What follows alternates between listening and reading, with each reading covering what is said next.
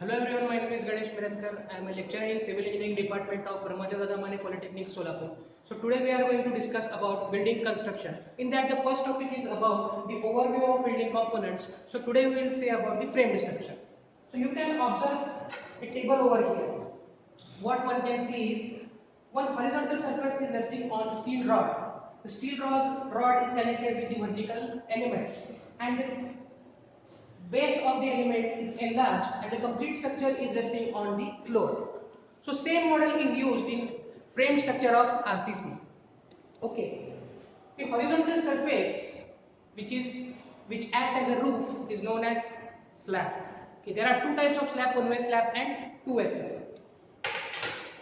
So depending upon the ratios of the sides of a slab, it can be classified as one way and two way. And if two sides, opposite sides are resting on the support, that kind of slab is known as one way slab. And if all the four sides are resting on the support, that kind of slab is known as two way slab.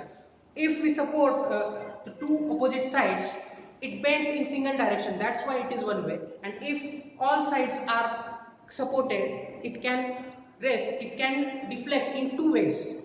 Okay, so that it can be called as two-way slab.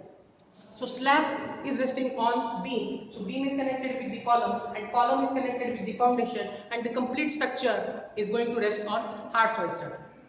So load transformation, load distribution is from slab to beam, beam to column, column to foundation and foundation to ultimately hard soil strata. So what kind of load which is distributed from slab to hard soil strata? So there are basically dead load, live load and wind load. These are the basic loads which are acting on this structure. So dead load is nothing but the self weight of the structure. So live load is nothing but a moving load which is not a constant. For example, student sitting in a classroom, it is the best example of live load. And the wind load is generated due to the wind pressure.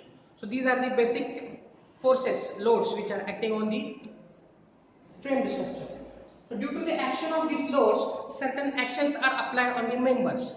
Let us suppose this is a member and if the ends of these members are getting pulled, that action is known as tension. If the member is getting pushed, that action is known as compression. If the ends of the members are twisted, that action is known as torsion. If one part of the member is deflected in one direction and another is deflected in another direction, that action is known as shear. So these are the basic actions which are taking place on the framed structure, components of framed structure.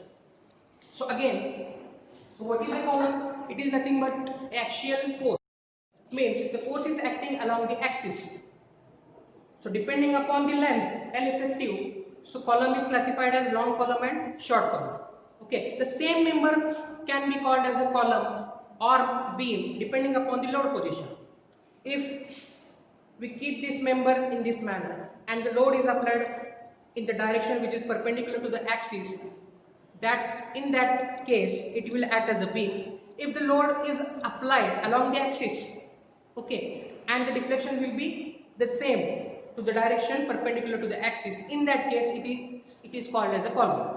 Okay, and the column is resting on foundation. There are certain types of foundations depending upon depth by breadth ratio. Those are classified as a shallow foundation or deep foundation. If single column is to be supported by a footing, that kind of footing is known as isolated footing. If two footings are to be connected by a single footing, that kind of footing is known as rectangular combined footing. Again, in combined footing, rectangular footing and trapezoidal footing, these are the subclassifications, subtypes of the foundations.